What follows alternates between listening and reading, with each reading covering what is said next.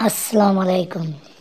آج کا موضوع ہے شوگر اور اس کی علامات۔ شوگر کا شمار دائمی بیماریوں میں کیا جاتا ہے جو اگر لاحق ہو جائے تو پھر یہ زندگی بھر آپ کا پیچھا نہیں چھوڑتی۔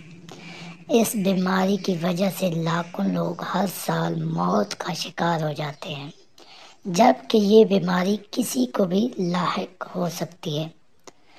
عالمی ادارہ صحت کے مطابق ہر سال تقریباً 15 لاکھ لوگ اس بیماری کی وجہ سے ہلاک ہو جاتے ہیں۔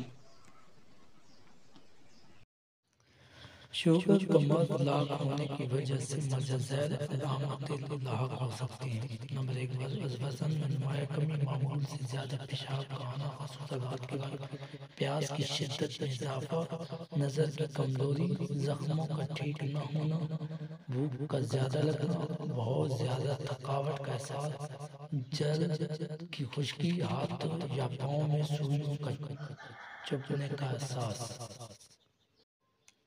پاکستان میں شوگر کے مریضوں کی تعداد تقریباً 3 کروڑ 30 لاکھ سے زیادہ ہے، جن میں سے لاکھوں مریض روزانہ دوا لینے انسولین لگانے کی استطاعت نہیں رکھتے۔